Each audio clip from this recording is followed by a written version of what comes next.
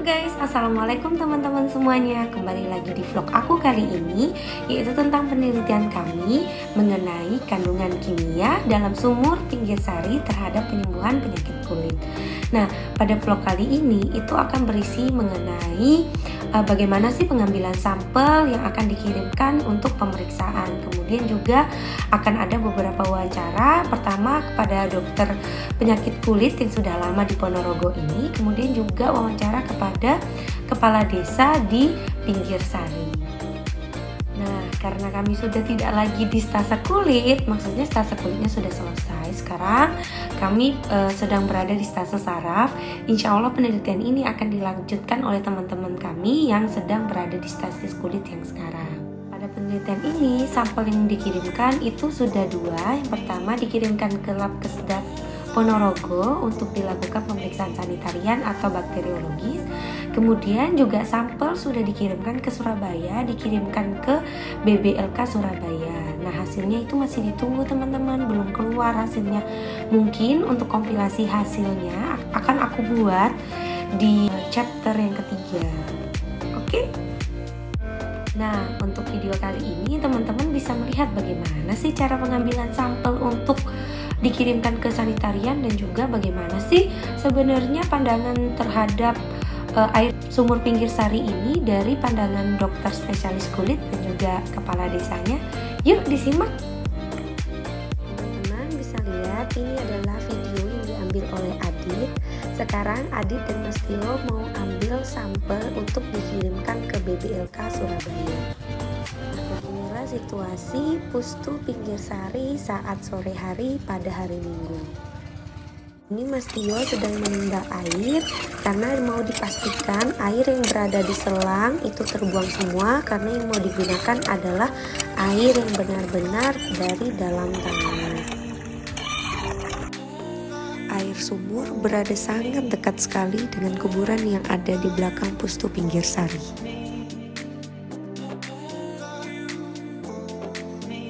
Apabila sudah cukup, akan dilakukan pengambilan sampel air untuk dikirimkan ke BBLK Surabaya yang akan dilakukan pengujian terhadap kandungan kimia dan fisika pada air sumur pinggir sari.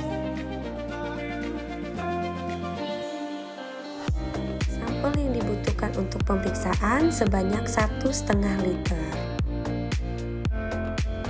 Adit dan Mas Tio pulang, sampelnya siap dikirim deh.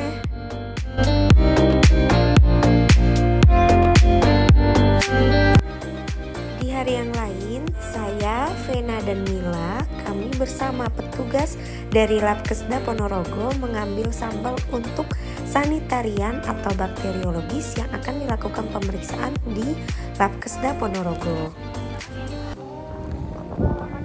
Mompanya ini sampelnya. Untuk pemeriksaan bakteriologis itu dikhususkan harus diambil oleh petugas dari Lab Kesda karena penggunaan botol dan juga teknik pengambilan sampel itu harus dilakukan secara steril. Pengambilan sampel dilakukan secara steril, tetapi kendalanya anginnya sangat kencang sekali.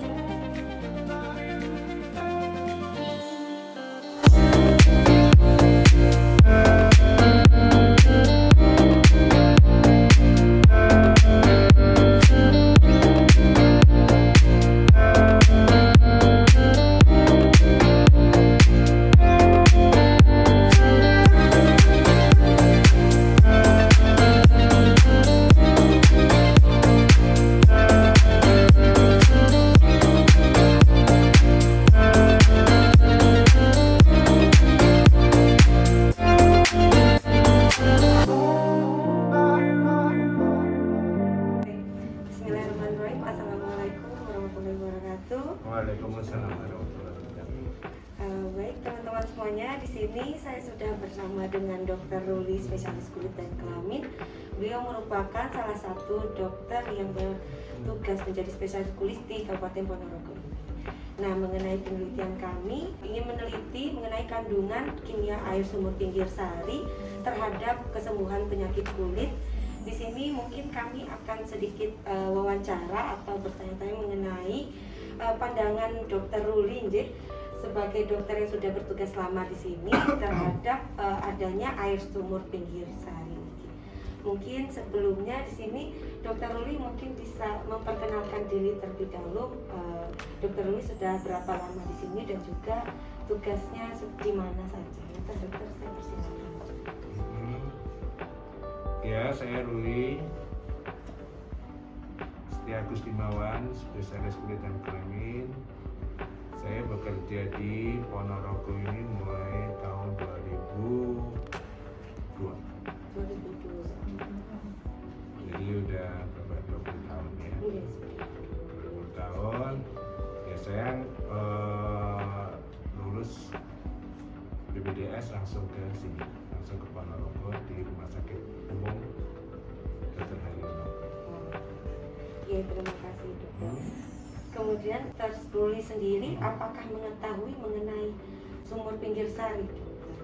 Ya, saya sebelum masuk ke sini, awal masuk ke Ponorogo memang saya udah dapat ini dari dari perawat-perawat atau yang di rumah sakit bahwa ada namanya puskesmas yang khusus mengobati kulit, yaitu pinggir sari.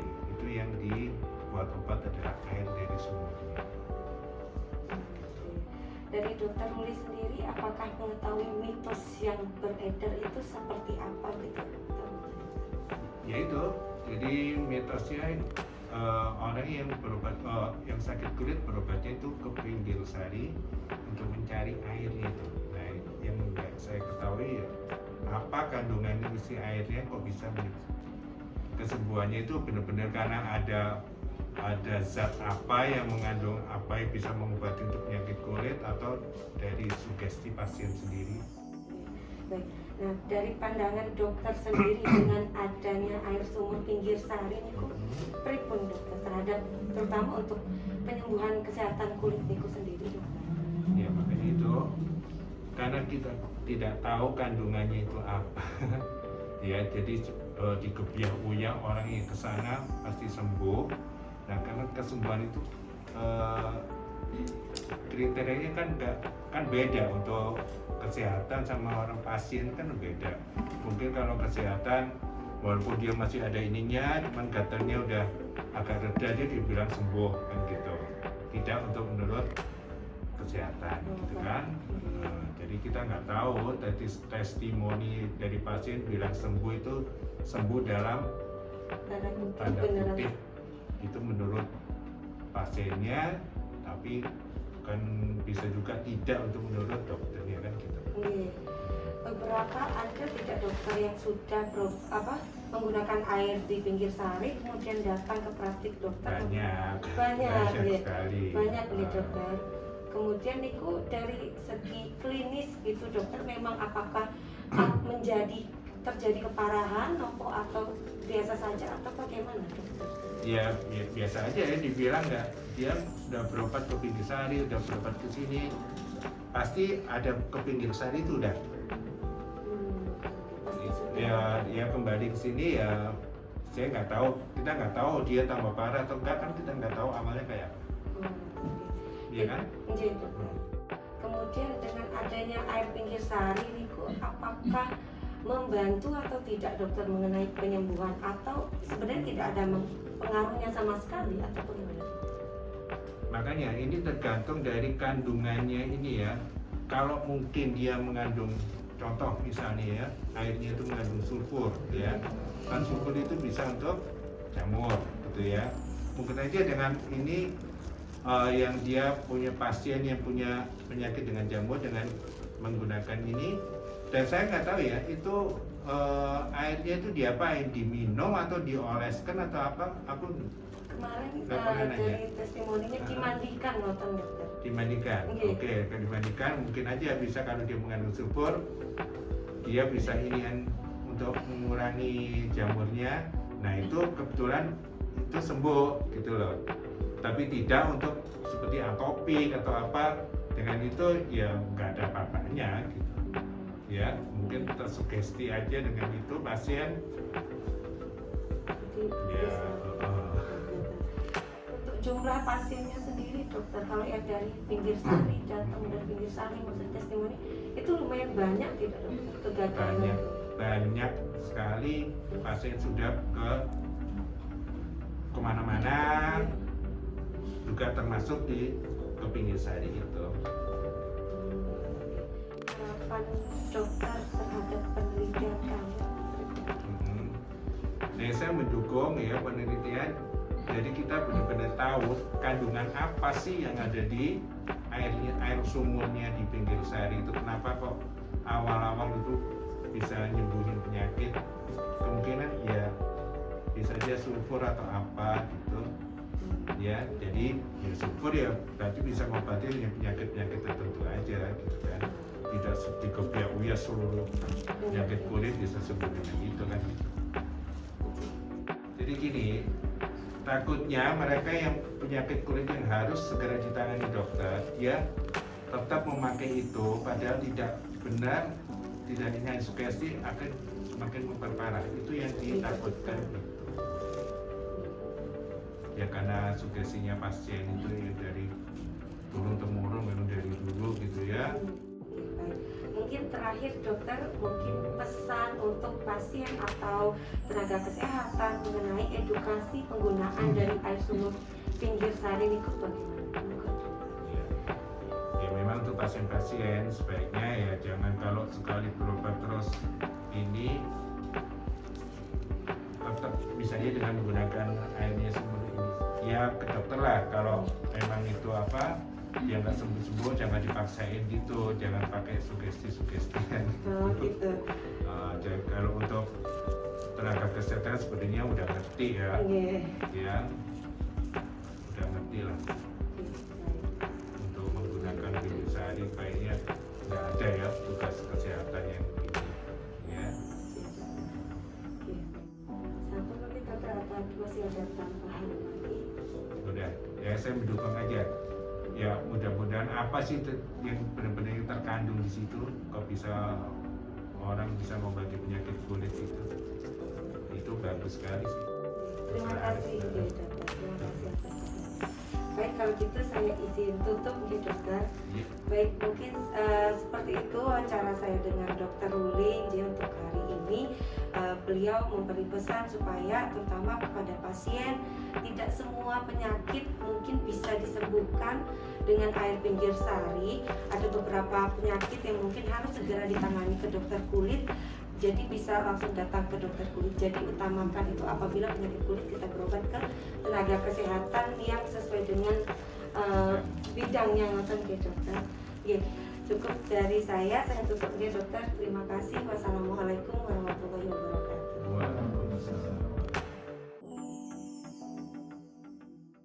Saya berbicara dengan Bapak Sabarudin nggih, selaku lurah dari Desa Pinggir Sari. Kelurahan nggih. Bapak kalau boleh tahu, Bapak sudah memimpin Pinggir Sari ini sudah berapa lama, Pak? Saya mulai tahun 2010. 2010. Ya kurang lebih ya 12 tahun. 12 tahun. Selama Bapak memimpin desa niki, sepengaruh apa mengenai air pinggir sari niki dengan desa niki, Pak? Kan banyak dari itu. Terima kasih. Ini pertanyaan sangat bagus. Ini konon kabarnya itu sesuai kenyataan yang ada, jadi kita itu tidak mengada-ada.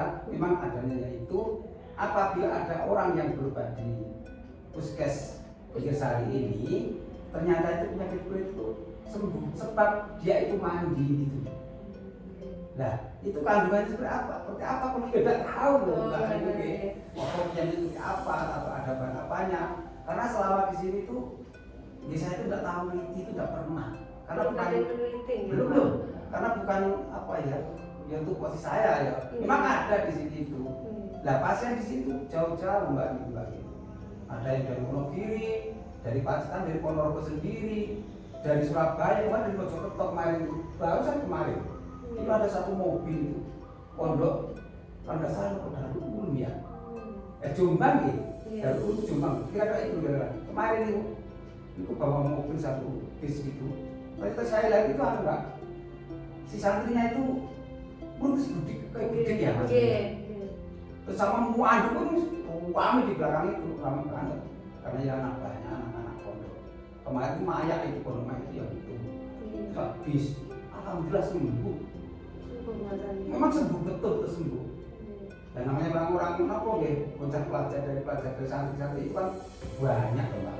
Akhirnya mungkin ini sembuh. Ada teman lagi yang bawa gitu mungkin ya. Nah di bawah sini semuanya tidak ada yang nanti ada.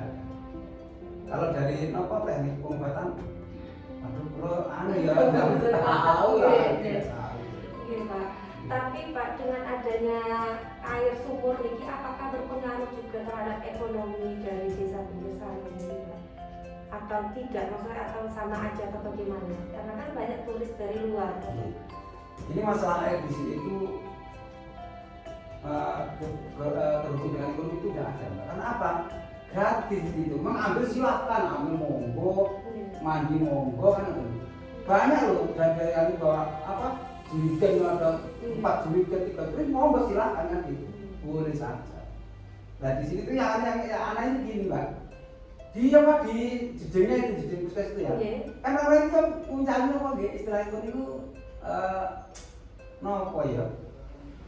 Uang sedikit itu pun itu loh, nopo namanya itu udah tahu saya. Nopo ya itu. Apa jenis bahasanya cewek itu apa ya? Lupa saya. Kalau saya untuk itu loh, terserah itu monggo. Kalau 1 bulan dapat banyak. Nah, tapi uangnya itu untuk kesejahteraan makamnya itu. Jadi mungkin untuk bikin apa keranda dan sebagainya itu lah. Cuma kan untuk makam lah. Makam itu wonten sing menunggu atau yang mengurus wonten nggak Pak? Atau dari desa atau bagaimana? Ada di sini ada yang menunggu. Ada yang menunggu.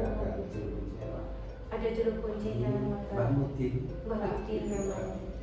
Sama Mbah Katimin.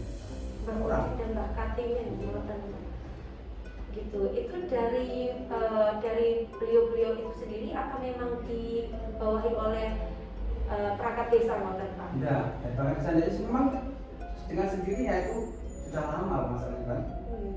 Itu mungkin mulai dari awal-awal dulu. Jadi sebelum ada puskes itu sini sudah ya untuk kegiatan itu, kegiatan mandi kaitan dengan gatal itu loh. Berarti memang kegiatan ini sudah ada sebelum Pustu itu berdiri. Sudah sebelum Pustu berdiri itu sudah. Ya namanya orang Jawa ya itu ya itulah. Soalnya mungkin nggak berani karena gratis orang lain. Mungkin.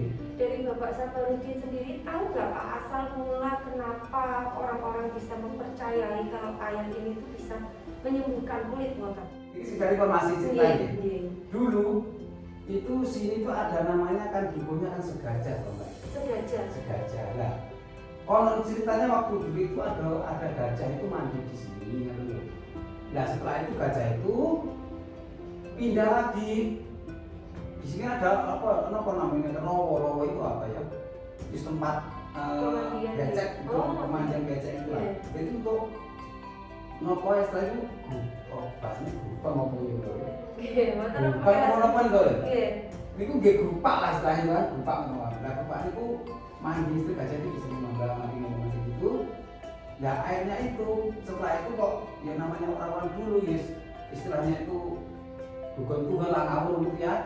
Ternyata apa ya tau ada gajah di sini itu mandi itu airnya bisa untuk penyakit, ngobati penyakit gatal lah itu orang-orang dulu yo dilalah itu ya mempraktekkan gitu loh. Mempraktek akhirnya ya dia itu sembuh. Itu sudah lama sekali. Dia mungkin wah kalau dihitung tahunnya nggak tahu. Nggak tahu tahunnya ya Pak. Tepatnya kapan loh? Tahu nggak tahu itu mungkin dari zaman Mojopahit mungkin dulu ya. Karena di sini dulu ya namanya ya hutan dan sih orang masih sedikit ya seperti itu lah cerita mitosnya seperti itu. Kenyataan kita nggak tahu saya juga. Berarti sebelum itu belum ada kuburan atau Pak? Oh belum. Makam belum ada. Berarti apa sebenarnya ngaruh ke makam atau ngaruh ke itu Pak? Maksudnya kayak lebih kemana gitu kayak kepercayaannya kan?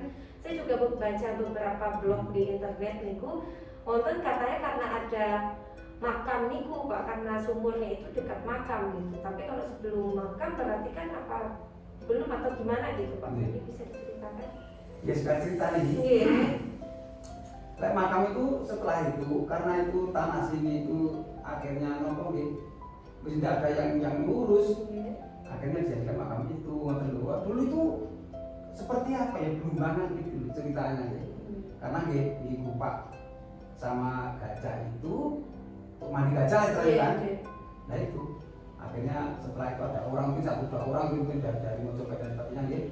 Dan itu bila lagi sakit gajah terus kira-kira mandi gitu mungkin gitu ya. Mandi akhirnya penyakit gajah sembuh kan. Itu sebelumnya kayak kubangan itu kan Pak, tapi sekarang kan sudah dibikin sumur. Nah itu mulai kapan Pak dibikin sumur pompa itu ngoten Pak?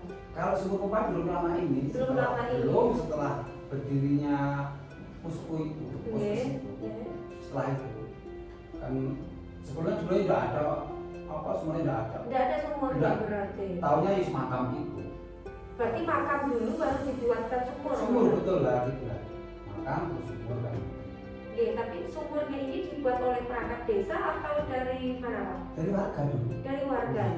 Dari warga aja. Mestinya gitu. Mestinya kita yuk zaman bayi nggak tahu tahun berapa nggak tahu loh. Ini cuma mitosnya seperti itu. Dari makam ini wonten orang yang dimakamkan yang berpengaruh wonten Pak, yang menambah kayak kepercayaan orang untuk mandi di situ. Atau makam siapa, mbah siapa, wonten kita ada nggak? Nah, itu kok anu toh. Ceritanya itu orang Demak yang orang di situ. Orang dari Demak. Namanya nggak tahu. Cuma mitosnya orang-orang saya dari Demak makam di sini pertama kali. Berarti ini ceritanya memang udah kayak bertambah ngoten nggih Pak. Iya betul.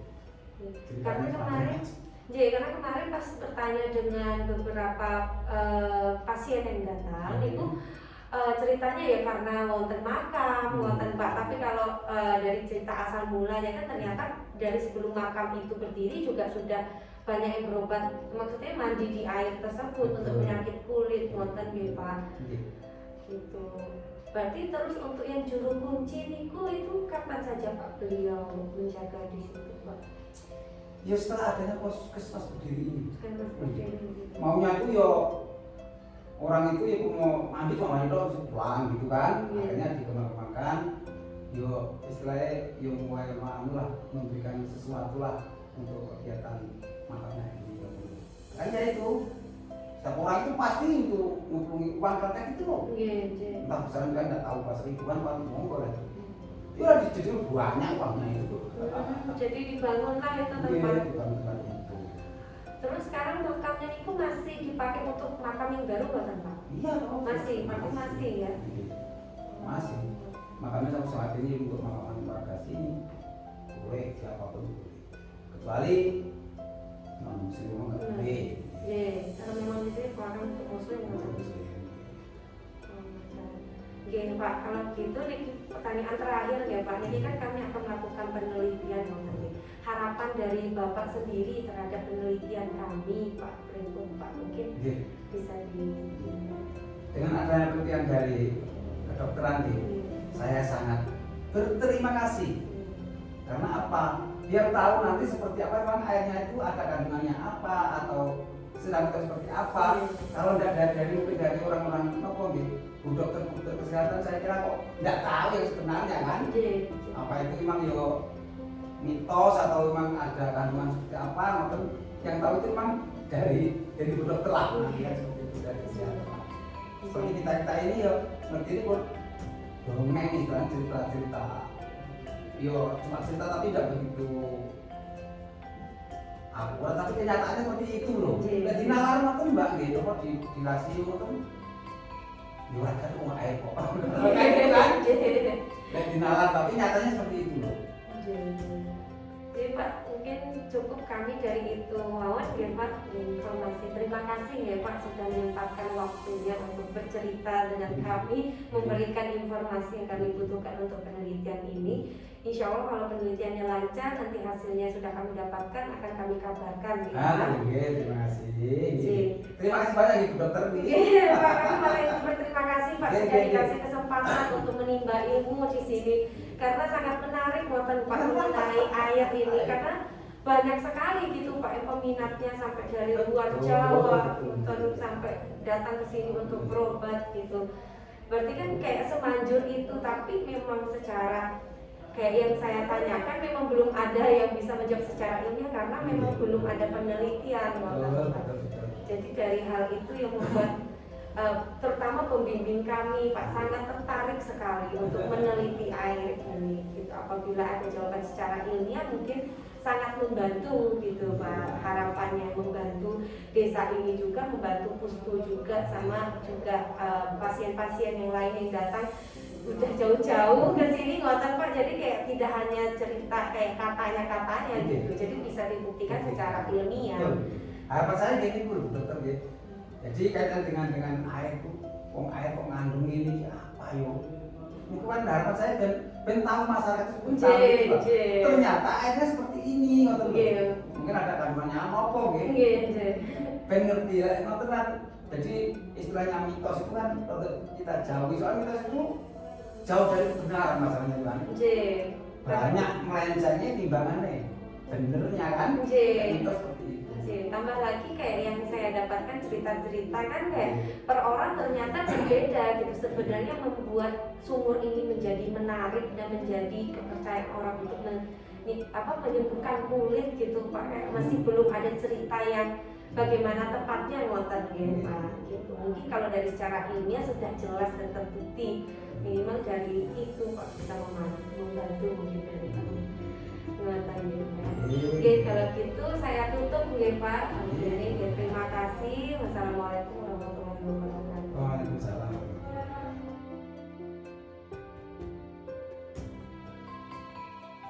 Nah, menarik bukan? Jadi kita tuh bisa tahu bagaimana sih cara ngambil sampel untuk penelitian, terutama untuk air sumur. Juga kita bisa tahu nih pandangan dari dokter spesialis kulit dan juga dari Lurah Pinggirsari mengenai adanya air sumur Pinggirsari tersebut. Jadi teman-teman bisa memilih sendiri ya bagaimana yang terbaik untuk terutama keluarga yang umum yang belum tahu pasti tapi lebih percaya dengan mitos-mitos seperti ini. Nah, apabila nanti hasilnya sudah keluar, nanti akan aku jelaskan lagi di video selanjutnya. Mungkin bisa memberi penjelasan secara ilmiah dan bisa membantu teman-teman semua di sini. Sekian untuk video aku kali ini. Jangan lupa tonton video aku yang lainnya juga ya. Dan jangan lupa untuk like, comment, dan subscribe. Bye-bye.